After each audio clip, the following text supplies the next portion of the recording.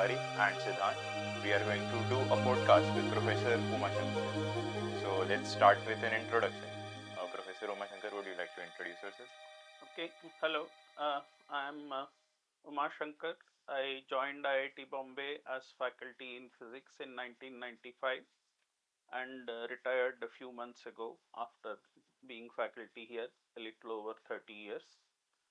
Before that, I did the bachelor's in electrical engineering from IIT Madras, and later I went to US to University of Pennsylvania, where I did a PhD in theoretical particle physics, and I was a postdoctoral fellow in TIFR for 2.5 years, and for 6 months I spent at University of California, Riverside.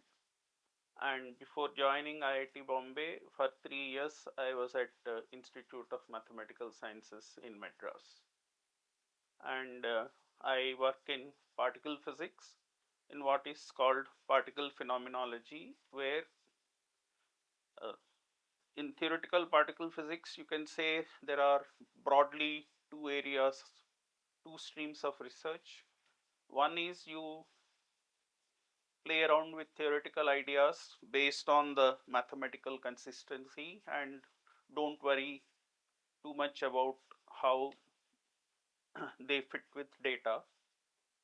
Whereas the other stream is what is called phenomenology, where you take a theoretical idea, you don't worry too much about the complete internal consistency, but you want to construct a theoretical idea which fits well with the data. And once you gather some half a dozen such ideas, then of course you try to put all of them together in a form so that you have a mathematical consistency. So I work in the later type of work, that is my the work I do is theoretical, but it is quite closely tied with explaining the data that is being put out by various particle physics experiments around the world.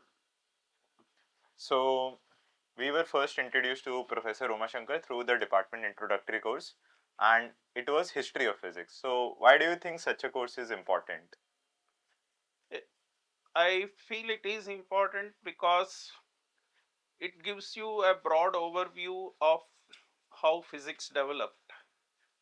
Because in any formal course, uh, the faculty is more interested in sort of getting across the techniques of the course, and certainly will not pay that much attention to how the ideas in that field developed. I feel that's actually an important part of learning physics. By the way, this is actually not an initiative from physics department. It's actually an initiative of IIT Bombay, and in my opinion, it's a very good initiative. The idea was every department should have such a course in their to, and teach it to the first year BTech students as to how the important ideas in that field developed. So this every 15-20 years, IIT Bombay does a whole scale revision of their curriculum. So during my 30 years here, it happened twice.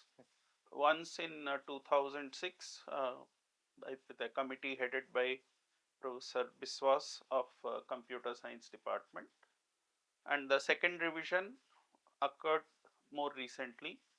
A committee headed by Professor Kishore Chatterjee of Electrical Engineering Department, and our own colleague Professor Ramadevi was a member of that committee, and they actually spent almost 3 years talking to members of various departments, faculty of various departments, student representatives, alumni representatives, etc., and made recommendations. And this is one of the most important recommendations they made, that in the very first semester, every BTech student, or I should say every undergrad student, because maths and chemistry are also offering the BS course, should undergo a introduction to the field kind of course, where faculty will describe how the important ideas in the field develop. So that's how the course was introduced into the curriculum. And okay, can say I when it was introduced, I was the head of the department, and you can say I sort of misused my authority by assigning myself to that course. Yeah. And I taught that course. Yeah. But if I would like to play the devil's advocate, won't it make more sense for every instructor to have his own version of this history of physics being taught for his own course? Like if you take maybe condensed matter physics, maybe the professor should go do his own history of condensed matter physics rather than have this one concentrated course. If you are talking about, let's say, such a course is being taught to PhD students, then I would agree with you that you want to, a PhD student is going to start his or her research, will certainly spend 5 to 6 years of their life in that field, and very likely their whole life if they spend the continue that in the later career also.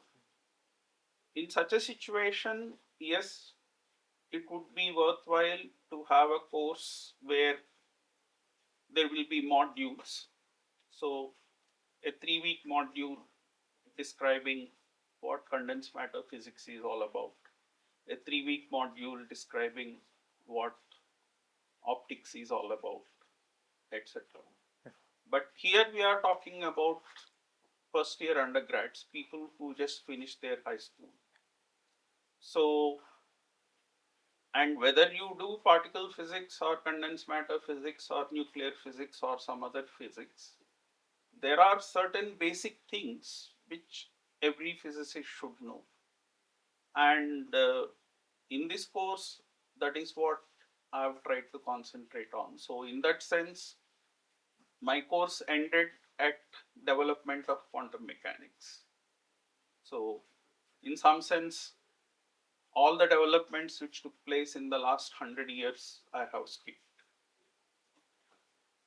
Maybe that would not have been a good idea if one is talking about, say, computer science. Computer science as a field actually started developing about 50 years ago. So, a CS faculty teaching such an introductory course would probably spend some time in what happened before 1950, but 70 to 80% of the course would be the developments which took place in the last 50 years. But physics has a much longer history, and in particular, there were a lot of cases where there was a fight between society and the scientists, and where, in some sense, and also even among scientists, people, for whatever reason, had wrong ideas which got entrenched, and the later scientists had to fight to show that no, that idea is wrong, this is how we should look at it. And these are some of the issues which I feel every physics student, or for that matter every science student, should understand. So that's what I tried to highlight in teaching this course. Yeah.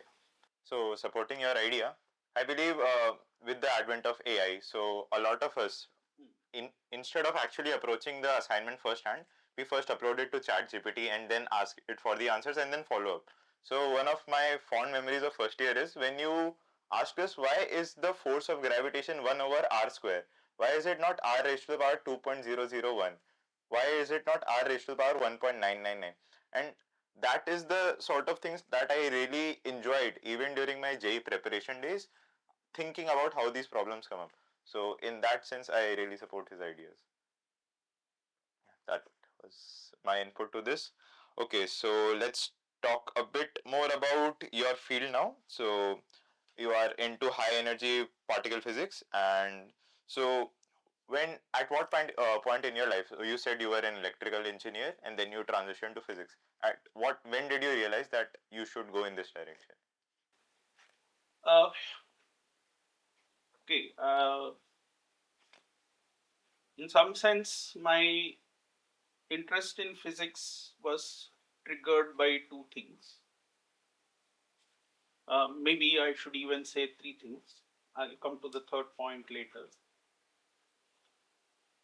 I'm from Andhra Pradesh. My mother tongue is Telugu. And there is a Telugu journalist called Ram Mohan Rao who took a lot of trouble to read up a lot on the developments of 20th century physics. And he wrote a series of articles in a magazine, which were all published much before, but later there was a good enough response to those articles that they were collected in a book and published as a book. And I was probably about 12 years old when my father bought that book for me. And mind you, I didn't understand. I probably understood about 20% of what was written in the book. And looking back on it, I would say that even the writer probably understood not the full power of the ideas that he presented, but he wrote them in an engaging manner, such an engaging manner that I was hooked. That, okay, this is something worth learning about. Second thing was JEE preparation. And here I must say, I must sort of salute the AP government of that time. The textbooks they had in maths and chemistry were of such high quality that anybody who has paid attention to those textbooks could have written JEE without any additional coaching. I did have additional coaching in maths and chemistry for JEE, but it's my personal opinion that I didn't learn anything more in that coaching than what I learned from my +2 textbooks. Physics actually was a totally different case. The physics textbooks, I'm sorry to say, they were not well written. And also the JEE curriculum, I'm talking about 50 years ago, was at least 50% more than what was in my +2 curriculum. That was not the case with chemistry or maths. My +2 curriculum is exactly same as JEE curriculum, but the physics curriculum is much more than the +2 curriculum. And by the way, my father is a professor in a college, and one of his colleagues, he felt that not enough people from my hometown are qualifying in JEE. And he studied the problem himself. I mean, he did it purely of his own interest. No external motivation, no external encouragement, no monetary considerations, nothing. He just simply felt that here we are getting all these bright students in our college, and barely one student per year is qualifying in JEE. He felt this is something that should be corrected. So he did a systematic study of the JEE papers of the past few years, identified the topics which are part of JEE curriculum but which are not part of the plus 2 syllabus. And he gathered around some 10 students who he felt showed the best, most promise, and started giving them a 3-hour coaching session every Sunday. So JEE in those days used to take place in the first week of May. So this was started, let's say, soon after Dasara and went on, no, maybe a bit longer, during my second year of plus 2. Every Sunday we used to go to his house, and he would explain the topic, give do 2 or 3 examples, and hand out 2 or 3 exercises for us to practice. And this certainly made me qualify in JEE, because my performance, of course, I don't know what individual marks I got in different subjects, but I was very happy with my performance in the physics exam. And also, and this is again the power of his teaching, it really made me realize the power of physics. It almost seemed like magic. And this is where I want to talk about the third influence, so to speak. I grew up on stories of Indian mythology, and magic is an intrinsic part of Indian mythology, which of course fascinates all children. And to me, physics seemed like magic. And that was the feeling I got when I read that first book, that popular science book. And that feeling got enhanced when I went through the coaching of this professor, who sort of, it's almost like a senior magician training a junior magician. This is how magic is done. So that's how I felt, okay, I should do physics.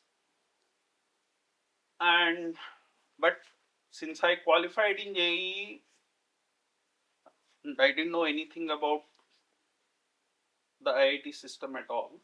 In particular, I didn't know that IIT Kanpur in those days had a very highly regarded integrated MSc program. I didn't know about it. Had I known about it, I probably would have joined there. But I joined IIT Madras to do electrical engineering. But after about 3 years, I was reasonably certain that I didn't want to do it anymore.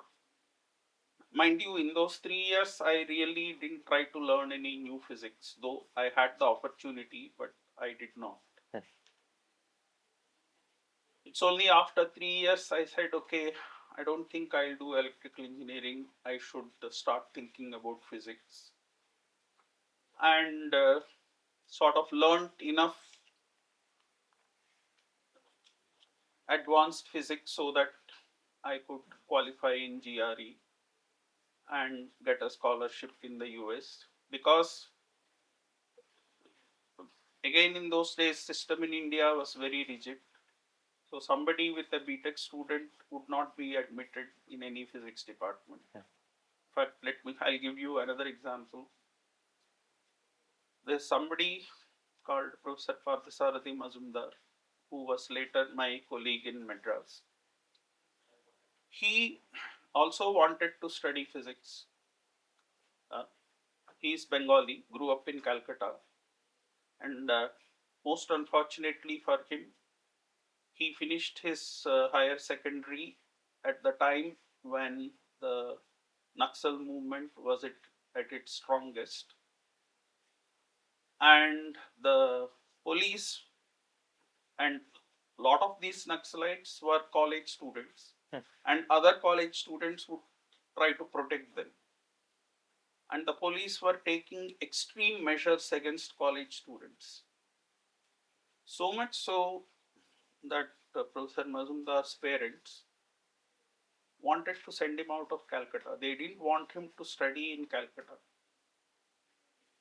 And when he qualified in JEE, despite his strong objections, they pushed him off to IIT Kharagpur, where again he did the BTech in electrical engineering. And then he told his parents, okay, you told me to study electrical engineering, I did, and now I'll go study physics. And he wanted to do physics in India, and people told him, okay, you go do BSc and then we'll see. And obviously, he didn't want to spend another 5 years learning things which he already knew. So he also applied to US, was given a scholarship, and he went and did his PhD in US. But once again, he wanted to be in India, so as soon as his PhD got over, he returned to India, did a postdoctoral fellowship in Tata Institute, and then he got a faculty position in Saha Institute. Later, he spent a few years in Mat Science along with me, but he went back to Saha Institute later. So, the barriers between subjects were quite rigid, I would say, until about mid-90s. So, in that sense, those of us who did BTech, if you want to do physics, we had to go abroad. And mind you, when I went abroad, I went with some misgivings because my physics basics were not strong at all. And that's why actually I'm quite thankful that the university where I studied, the University of Pennsylvania, they have used the book of R. Sankar as the textbook for quantum mechanics. Because when I tried to learn the course on quantum mechanics that I did in IIT Madras, it tried to follow the traditional way. And I just couldn't process it. In particular, black body radiation was a total mystery to me. So I went with some misgivings. Would I be able to manage it? But the Shankar's book presented quantum mechanics in such a, what I felt was it's a very logical way. You first teach the mathematical preliminaries, make sure that the student understands them, is able to do calculations with them, purely mathematical questions, and then you introduce the physics ideas. So after the end of first year, I got much more confidence that yes, okay, I can do this. It turned out that my basics in both classical mechanics and electromagnetism remained weak when I was a PhD student, but I didn't really have to use them in my research. So they remained weak as a PhD student and as a postdoc.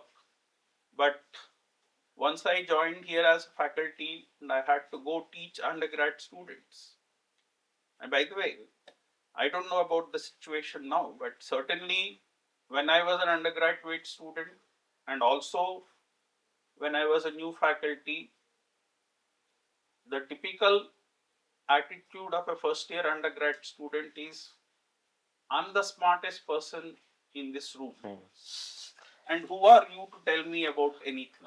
Yes. So the idea is to sort of try to punch holes in the knowledge of the teacher. As I said, this was the attitude we had as first year students, and that was the attitude I encountered among first year students when I was a young faculty. So I had to be prepared to face that attitude. So I sort of, as a young faculty, I hit the books, I learned things, and then of course, and this is where also experience matters a lot, because what you read as a 17-year-old or a 20-year-old, it all sounds like total jumble. But okay, you don't read that topic, but you read some, work on some related topics, you understand how things fit with each other. And then you go back and look at your old text. Suddenly they begin to make sense, which is what happened with me. So, and I was able to teach classical mechanics, electrodynamics. Actually, I avoided teaching the first year, rather in those days it used to be in second year, the introductory quantum physics.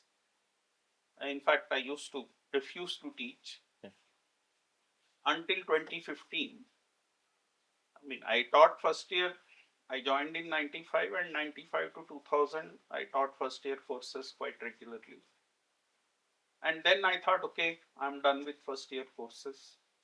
And in the course choice, I used to write any course. And in 2015, Professor Tommy, who was the head of at that time, he caught me and said, okay, you wrote any course, and we are a teacher short for the first year quantum course. And you have, since you wrote any course, you have to now go teach that course.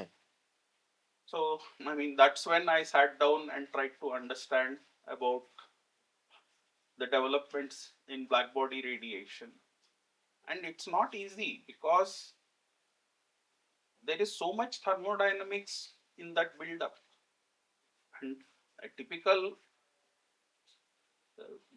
high school student or first year BTech student or even a third year BTech student doesn't understand that much thermodynamics.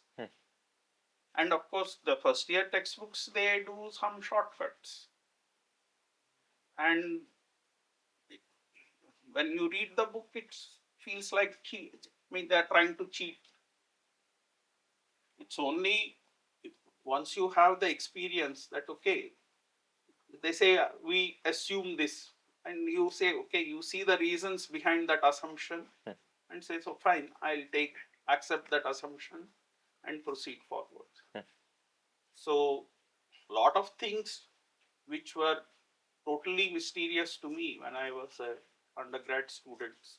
Can we speak of the they started making sense later on. Okay.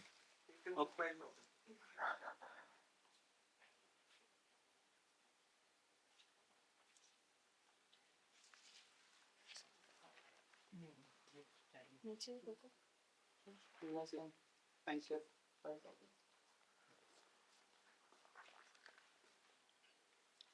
So, if I'm again being the devil's advocate, you talked about how you had this privilege of being, taught by these professors who, they realized that the state had a lot of people who were entering IITG, but there were very few people who actually ended up getting selected.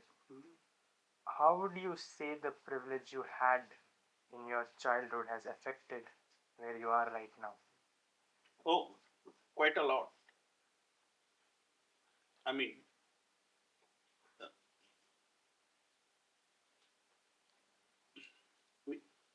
for example, my sister is 2 years older than me, and her knowledge of mathematics is far, far better than mine. But for whatever reason, this professor who taught this course, I don't know whether he taught it 2 years before. But my sister just went and wrote JEE on her own without any coaching. And it is my guess, mind you, but I'm willing to bet that it's true. she probably aced the maths exam and would have done very creditably in chemistry, but most likely she fell short in physics. Had she had the same coaching that I had, she would have certainly not just qualified, but qualified with a very good rank. I would say that's a direct comparison as to how that coaching made a direct help to me. Then after I joined IIT Madras, I find that in my class of 200 students, there are 40 students from Madras Loyola College and about 20 students from Vivekananda College. These are the two most prominent colleges in Madras. And these colleges, they used to conduct JEE coaching. So college regular lectures would end at, I don't know, 4 p.m. or so. And 4:30 p.m. to 6:30 p.m., the college would conduct JEE coaching for their bright students. And that's why 40 students from Loyola College and 20 students from Vivekananda College would end up in IIT Madras every year. So, and mind you, the colleges did it because they felt it added to their prestige.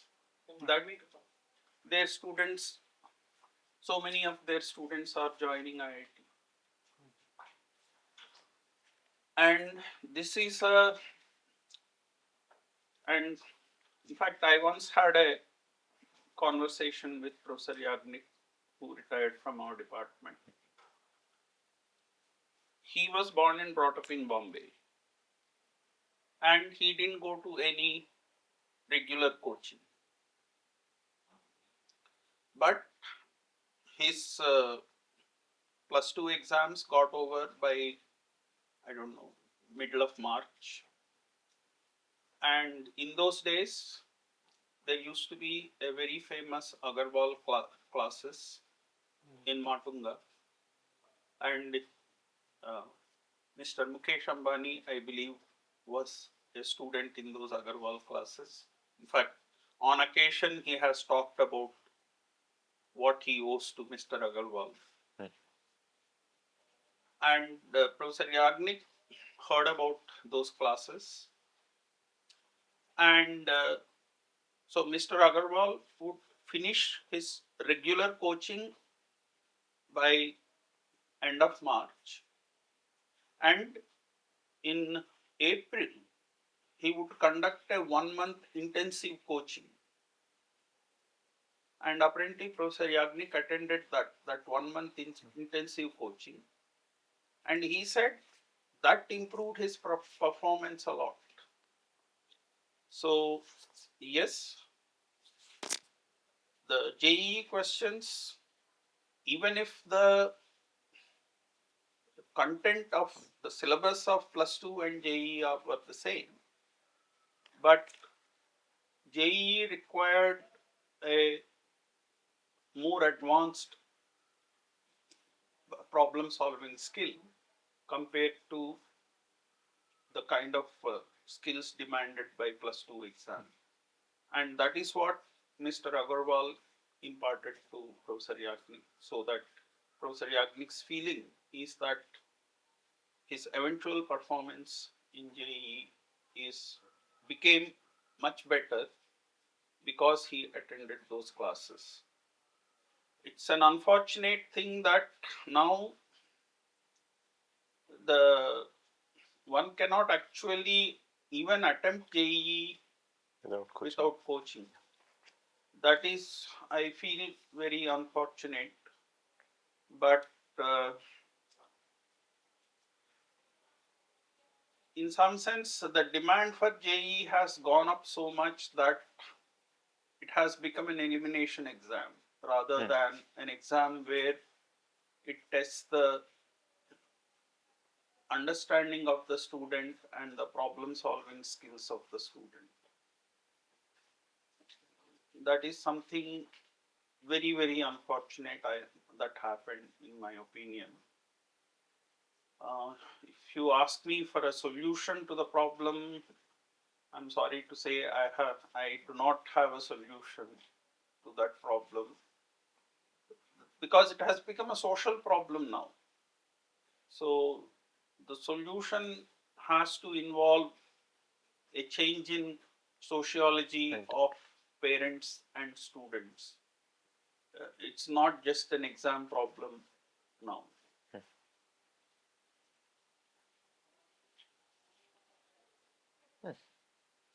So it is going along the trend of how privilege is so rampant among, That again, sorry to cut you off here. When I was growing up, I really didn't think I was privileged at all.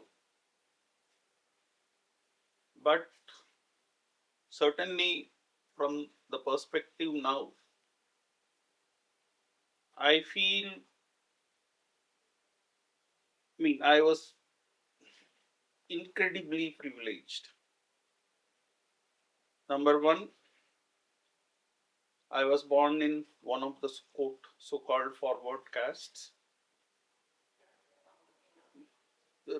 People can ask, what's the big deal? But this is a new phrase I've heard over the last 20 odd years, the so-called cultural capital. The advantage a child derives in being born in a forward caste through cultural capital is enormous. Of course, the child has to utilize it, and there are enough number of children who do not utilize it and they go down the drain. But for a child who is not born in a forward caste, doesn't even have access to that cultural capital, then such a child has to struggle much, much more in order to sort of quote rise in the society. So what is that cultural capital? At home, you grow up in an environment which encourages learning, especially book learning. That's a huge thing, especially if you are talking about competitive exams like JEE. Imagine growing up in a household where parents can barely read and write. Where would that child go? In my own case, it's an extreme case in my case, because this professor who gave these additional physics lectures, he's my father's colleague. Suppose my father is not a college professor, let's say he is a bank employee. Cultural capital was still there, but I wouldn't know about this physics professor. I would have missed these classes, then I would have ended up like my sister. Mind you, my sister did quite well. She attended what used to be called REC Warangal, now called IIT Warangal. And later she joined ONGC, had a very successful career. But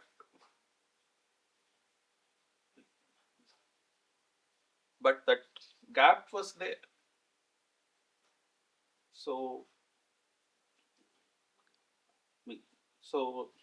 in that sense, yes, and because I attended IIT Madras, it was easier for me to get a scholarship in the US. Because by that time, US universities figured out that IIT stamp guarantees certain minimal quality. And because I did PhD with a well-known person, even though I had no publications when I finished my PhD, TIFR was willing to offer me a postdoctoral fellowship. And in TIFR, there was a professor from Math Science who was spending a year in TIFR. So he was alone without his family. And he and I used to meet very regularly in the canteen during dinner time, where we used to talk about all kinds of things, okay? Somewhat physics related, but not directly research problems. And he was impressed enough with what I showed him about my general knowledge of physics, that later when it came to when I was applying for jobs, he recommended to his colleagues that I should be offered a job in math science. So I would say at every step of the way, I've had lucky breaks.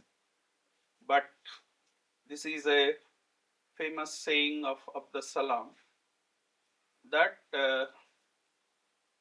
yes, I have been very lucky in my life, but at every stage I made the luck work for me. So I can't assume that I just need to coast along and things will always work out. I have to put in my effort. Yes, I agree there are occasions when my effort was not quite what it should have been. I completely accept that I should have done better. But I was conscious enough about my responsibilities that yes, I need to do that in order to go to the next level. And so whenever I was faced with that kind of situation, I put in that necessary effort so that I could go to the next level. I agree that without the external support I got, maybe I wouldn't have gone to the next level. But it's a combination of both the effort I put in and the external help I got. It is that which took me to the next level. And so I cannot boast that, oh, everything I did of my own effort. Most certainly, the external effort, and in fact, I would even say the privileged position I was in helped me go to the next level. But that wouldn't have been possible if I hadn't put in the necessary effort. I think talking about privilege and you criticize the current state of competitive exams. I think one of the consequences of rise of coaching centers in India is that these exams have become more accessible. Now we have YouTube channels which teach this content for free. So I think that is one of the advantages. So people who are living in a village, they can have access to these videos through a simple phone and an internet access, which is cheap in India now. So that can be one of the advantages. It can be, but this is also an issue which we need to focus on. I mean, let me actually go back a little bit. In 1970s, when I was a high school student, that was when TV started spreading. But mind you, TV was available only in metro cities, not across the country. But there were plans to sort of make it spread faster. And in that context, I should mention in 1982, the Asian Games were held in India for the first time.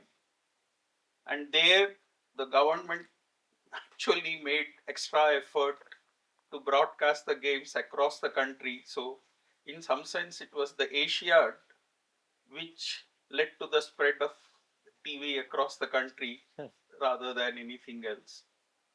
But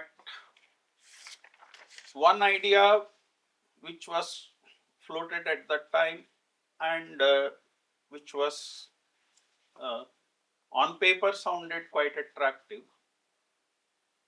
There's a desperate shortage of good teachers in India, so why not have the best teachers, put them in a TV studio and let them lecture to 1 lakh students. Of course, that, as far as I know, that idea remained on paper. I don't know how well it was implemented. But this is where one has to do, I would say, a reasonably thorough psychological study of teaching and learning. It is not just access to the information. That's a very important, the most enthusiastic student cannot learn if he or she doesn't have access to information. But that's not the only thing. When you are learning, when you come across something new, you start thinking about it. You will have so many questions about it. You need to talk to somebody. Okay, it's best if that person can clear your doubts. But even if the person is not able to clear the doubts, but the person understands your point of view and gives a different point of view, that will help a lot. And in fact, that's what I tell the students, that the biggest advantage a student has in coming to IIT are the fellow students rather than faculty. Faculty come lecture and then, okay, you can go and talk to the faculty later also, but you are more in touch with your fellow students. You discuss so many things with them. You understand a little bit, the other fellow understands a little bit, and by that discussion, you both improve your understanding. And this kind of thing doesn't happen when you receive instruction online. Information is flowing one way. Yeah. So, yes, the development of internet and in particular development of AI has made information much more accessible, but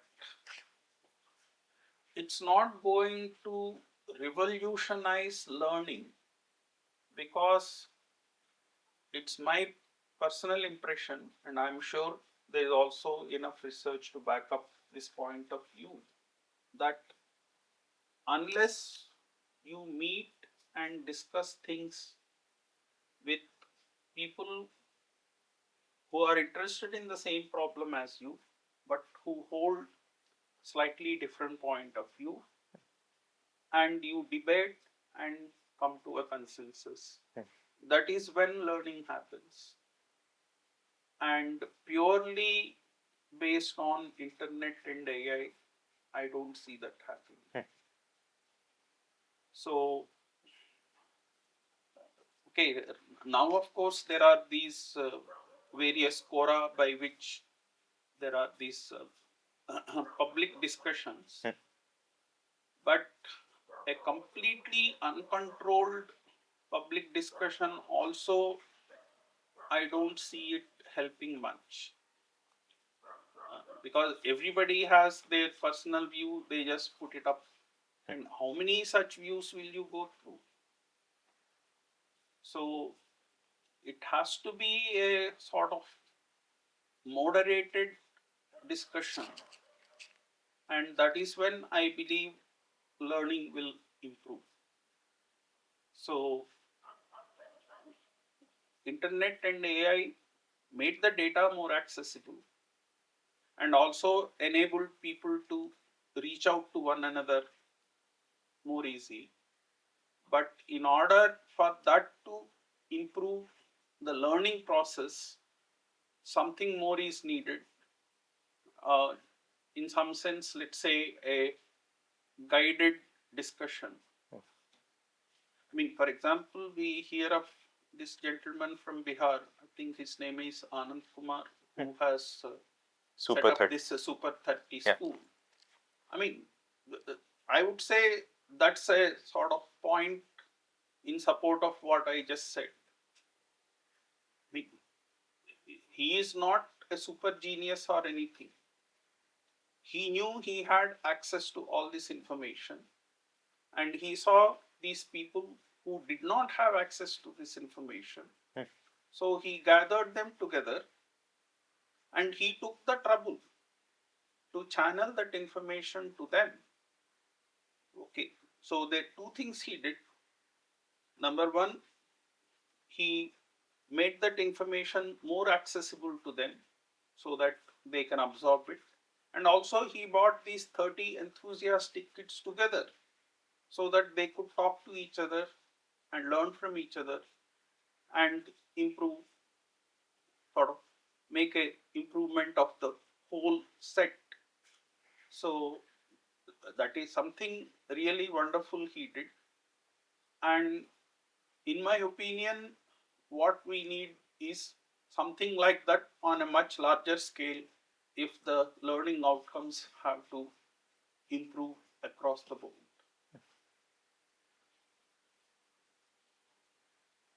So, moving on from this topic, we discussed how you went into physics. Now, can you share about why high energy physics in particular? Oh, purely snobbishness.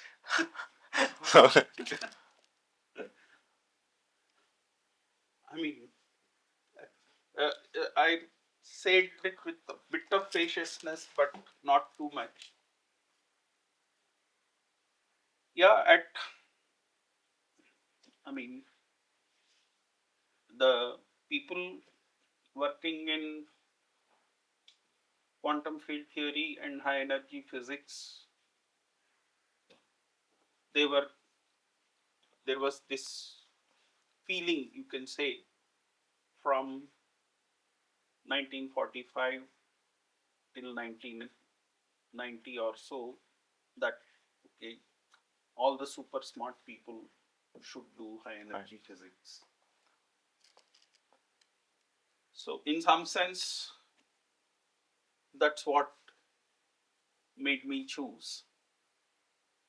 And here actually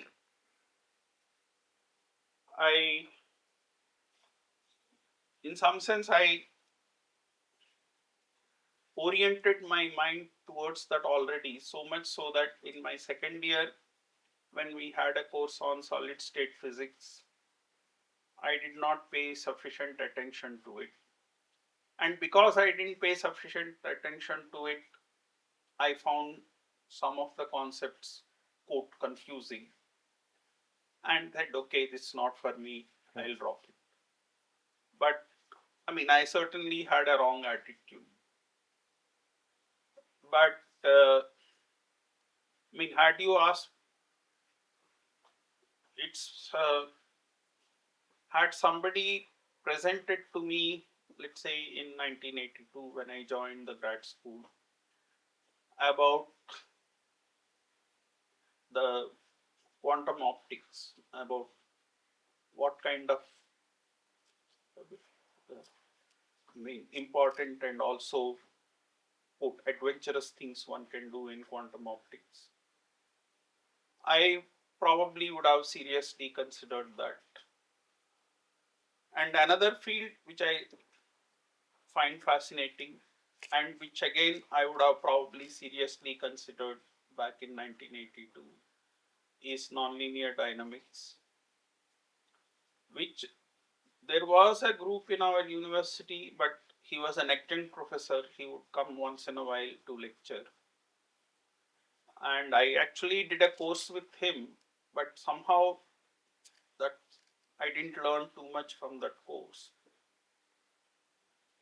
But had somebody presented nonlinear dynamics to me from a different perspective, again showing what are the possibilities.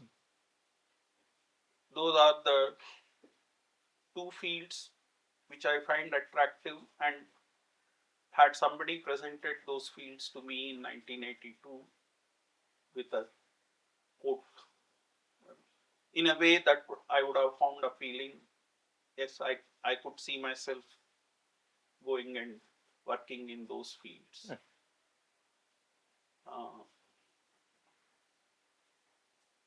Yeah, especially there were some exciting developments in condensed matter physics in those days, but certainly none which I found exciting. Nowadays, of course, by the way, there are, I know at least half a dozen people who did their PhD in high energy physics in 1980s. But post PhD, they found again that broadened their horizons, and they started looking at other problems in other fields, and they found that the quantum field theory techniques that they learned as part of their high energy physics training, they could effectively apply them in condensed matter systems, and they could make great progress. In fact, R. Shankar is one of them. I mean, he is actually an electrical engineering student from IIT Madras in 1960s. Then went to Berkeley, did PhD in high energy physics, and later on he's become an expert in application of quantum field theory in condensed matter systems.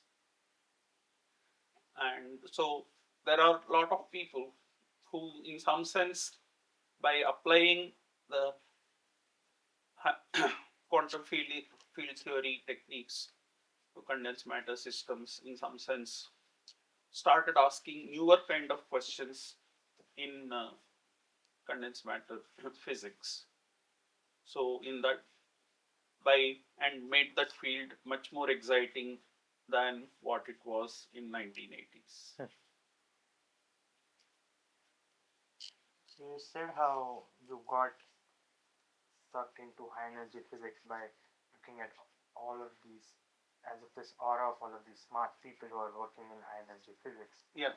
So you have these certain class of students who look at these influential people, and you see most of them being concentrated in high energy physics.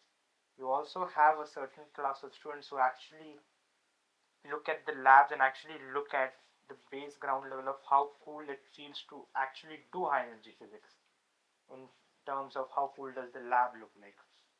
So in terms of that, I don't think you would disagree on that, but other areas of physics as in condensed matter or let's say optics, these labs look a lot cooler compared to the labs of high energy physics are just loads and loads of computers and servers, at least in IIT Bombay. Yeah, actually that's one of the less desirable aspects of doing high energy physics in India. In order to do high energy physics experiments, you need to, of course, understand particle physics, you need to understand electronics, and you need to understand programming, and nowadays machine learning. And in India, our access to advanced electronics is limited. So the people in India who work on high energy physics, they essentially do data analysis. So they do one of two things. Either they develop newer procedures to do data analysis, develop new algorithms, or they take an algorithm written by somebody else, modify it enough to suit their purpose, and analyze the data. And of course, to analyze the data, you need to be familiar with the statistical procedures.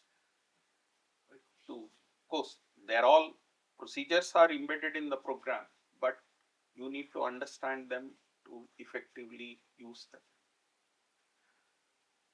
So that's why when you go to a high energy physics lab in India, you just see rows of computers.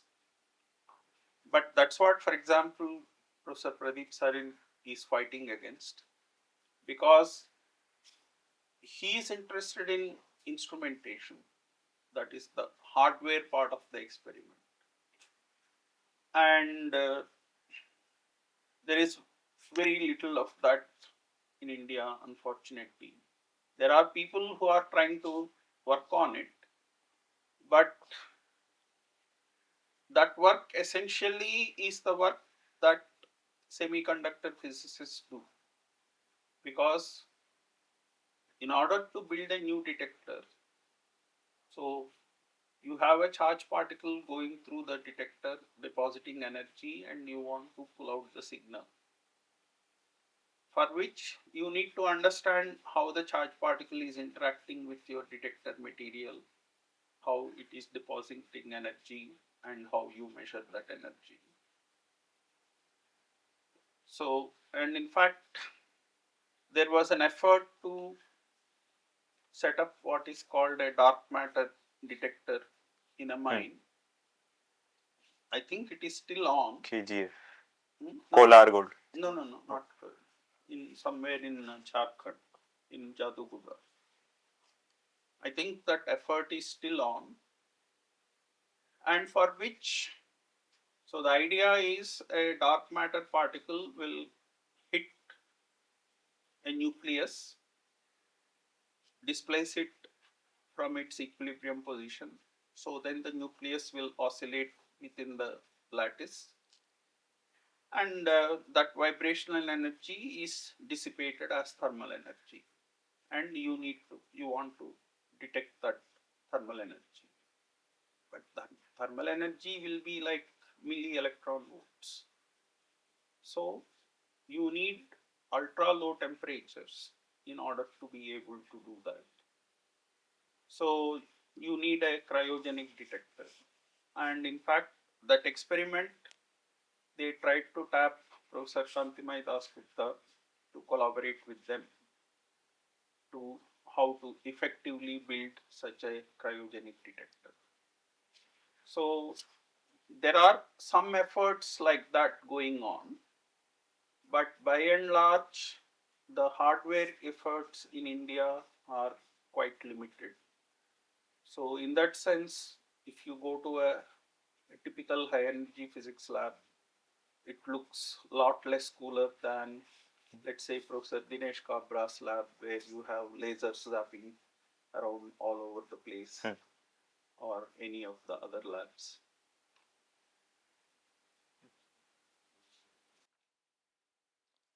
So we have this thing in entrepreneurship known as elevator pitches.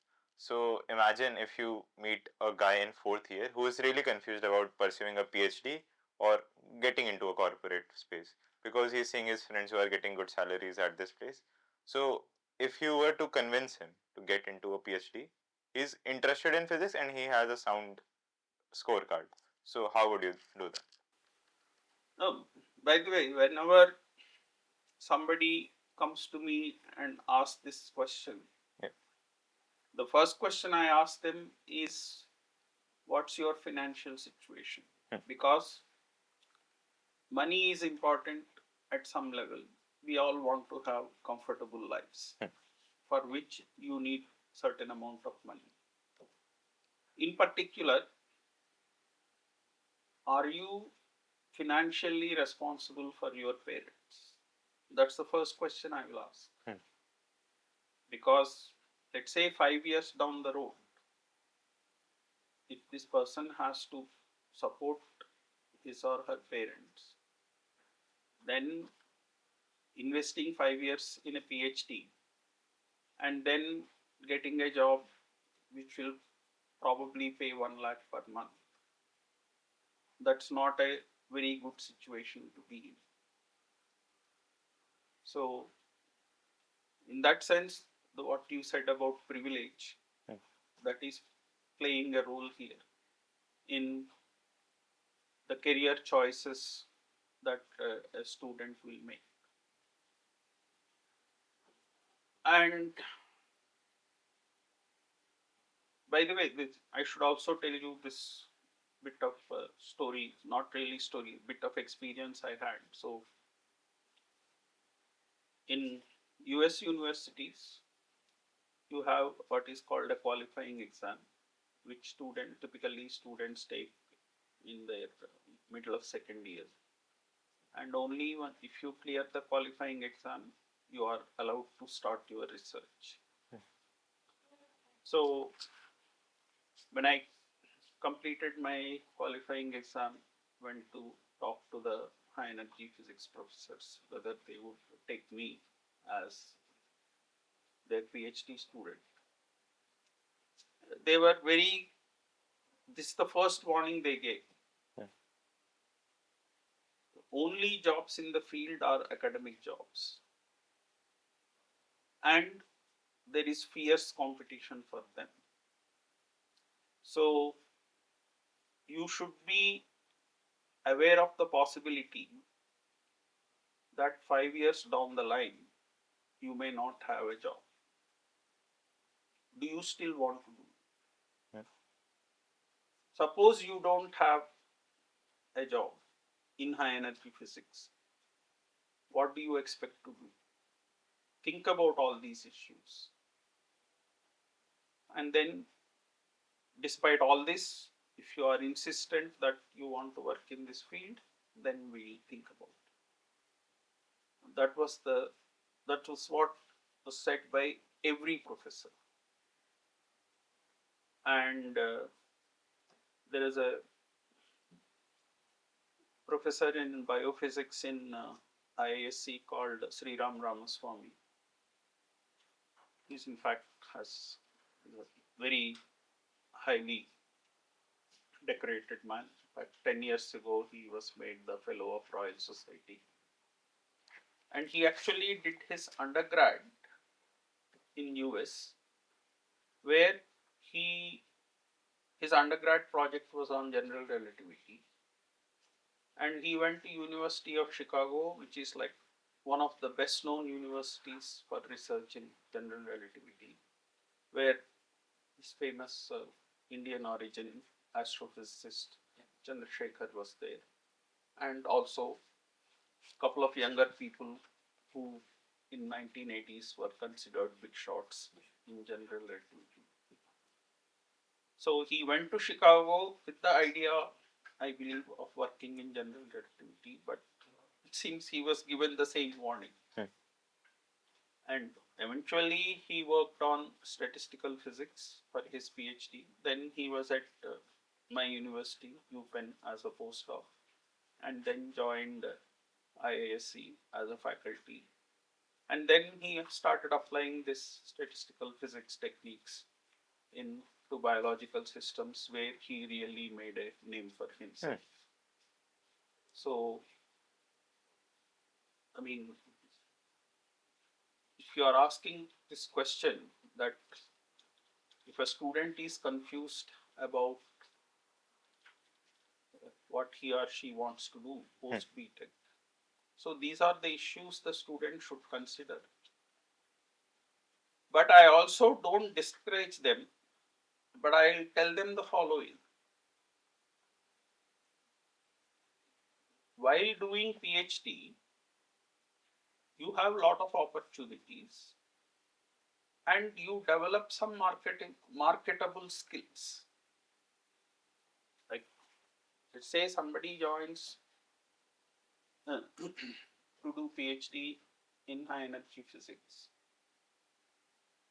Just, you shouldn't spend all your time thinking purely abstract things. You should learn about data analysis. And nowadays, data analysis using machine learning techniques. So you have to be aware of what is happening in the world, and there will always be a market for advanced analytical skills. And as part of doing your research, you need to spend 20 to 30% of your time learning these marketable skills, so that in case you are not able to get your dream job, you have an option B. That's the advice I have given to students over the years. First, you should be aware that you may not get your dream job. Do you still want to do it? Second, have a plan B. You can't just say that I have my dream job or nothing else. So you talked about these fair set of warnings to give to people who are in post BTech stage, deciding whether they want to pursue a PhD or not pursue a PhD. Eventually, let's say a student does decide to pursue a PhD and picks up a research topic.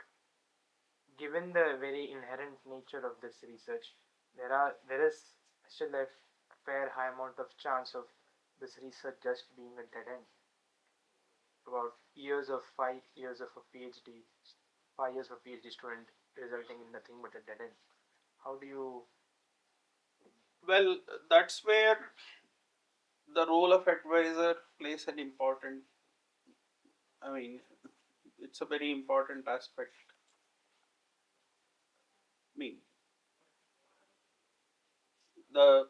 Yes, for example, my own PhD research, I have worked on 3 different problems, and you can say in all 3 cases I got a negative result. But even getting the negative result was something which is worth publicizing. So yes, I was disappointed that I thought I'll predict something brand new which will be discovered in the next 5 years. But no, that was not to be. It was disappointing, but said, okay, this is not an end, this is not a path worth pursuing further. We should look at something else. So in that sense, my work was worth publicizing. And so if there are, I don't deny this, there are professors who take the attitude that it's the student's responsibility to sink or swim, and if the student cannot swim, let him sink. But that number is rather small. I would say maybe 5% or less.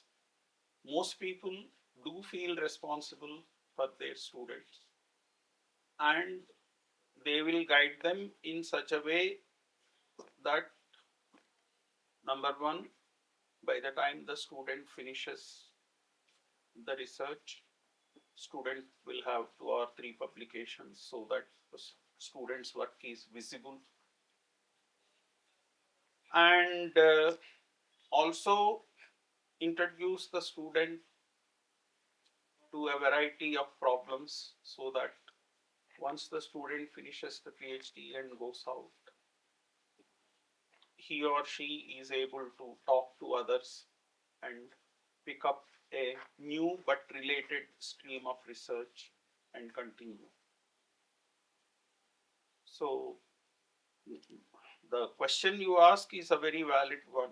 The danger is always there, but there are various ways of mitigating the risk, and a good advisor sort of guides the student in such a way as to minimize that risk. So I think we can end on one final question. So looking back at your career, what's your most proudest achievement?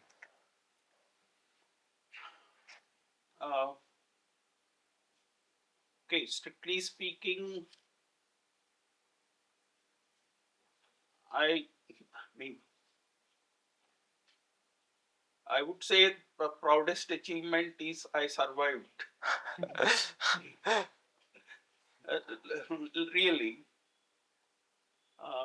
in terms of my research, yes, there are half a dozen papers where I felt, yes, okay, made some small advance in the knowledge of physics, which hopefully will be of use in future.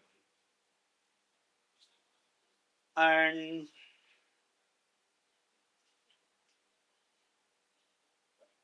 in some sense, my what I am most happy about, I won't call it proudest achievement, but what I am most happy about is I developed a deeper insight and deeper appreciation of physics, which is what I wanted 50 years ago. And these 50 odd years I spent in physics went towards that. And at the moment, yes, I am happier about my knowledge and my overview of physics. And what I, of course, want to do is to try to convey that to the students, and that's what I'm trying to do. In fact, a lot of people have asked me during the past 2 years, okay, you are going to retire soon. Uh, what is your retirement plan? And I've been telling them that I want to write a book on special relativity in Telugu. Because, as I said, I read the book on in Telugu 50 years ago. That gentleman tried his best to explain special relativity, but I mean, he's not a physicist, so he did an incomplete job. And I have, when I had to teach, by the way, I didn't learn special relativity as a topic in a class at any time. I learned special relativity only when I had to teach it. And because of that, I developed my own view of special relativity. And because the way people talk about relativity, they make it very confusing. But if you think of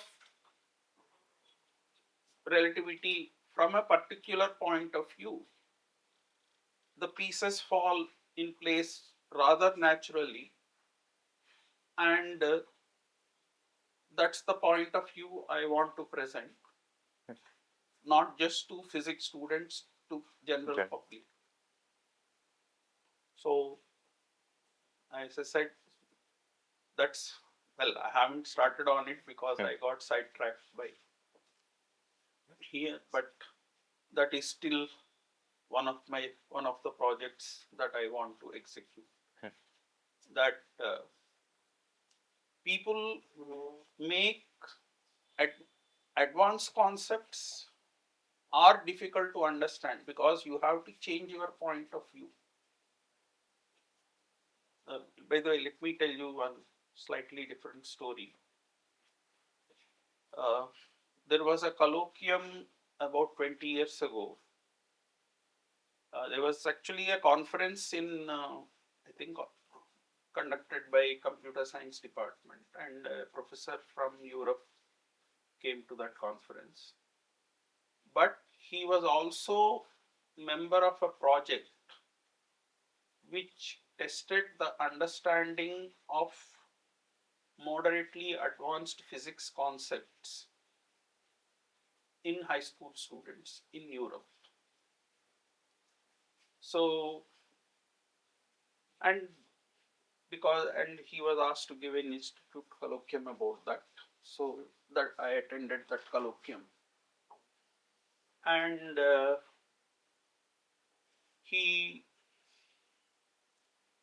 so they gave standard textbook problems and the students solved them in no time.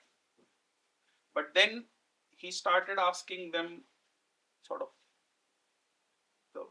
so here we are on Earth, so here we are in Italy going like this. Now imagine somebody in South Africa, so relative to you, so you are like standing up like this, relative to you, how does the person in South Africa stand up? And the students had no clue. And when he pointed out how they stand, they said, but why don't they fall off into space? So that going from flat Earth to a spherical Earth, it's a tremendous change in point of view. But in order for you to appreciate it, you have to keep thinking about it, and you have to, in some sense, force your mind that, okay, this is the logic. And if you keep thinking logically like this, there is no option but this. And same thing can be done with special relativity. Same thing can be done with quantum mechanics. Quantum mechanics is more difficult, I agree, compared to special relativity. And that's what I hope to do. That, okay, we built up all this physics. If you want to go further, that built up knowledge is forcing us to go along this line. There is no other option. And we have to develop a language which will enable us to describe that. Of course, that language is easier in the form of equations, and if we try to say it in words, we really tie ourselves up in knots. But can we develop a language so that we can avoid tying ourselves up in knots like that? So that is what I am hoping I will be able to do. So I've heard this thing like initially mathematical statements were there, not equations, and then we converted to equations to explain them better and work with them. And now we want to go back to that's why you see, I mean, Einstein's thinking is ideas, and in special relativity he could convert them into mathematical statements in a straightforward manner because it involved only algebra. But in general relativity he just couldn't do it. He struggled for 4 years. He had his first important idea in general relativity in 2007. Sorry, 1907. Sorry. And it's only in 1911 that he met his friend from college, Marcel Grossman, who later studied mathematics and who told that, okay, the maths you need is Riemannian geometry. Then Einstein had to learn Riemannian geometry, and then he could see how he can translate his physics ideas into mathematical equations. And that was another 5 or 6 year struggle before he got his final equations. So, I mean, yes, there are a lot of cases where people wrote mathematics first and then tried to extract the physics out of it. But in Einstein's case, it's always the other way. He thought of the physics first and then try to express it in mathematical terms. Okay. I guess that would be it. It was a pleasure talking with Professor. Thank you. Thank you, sir.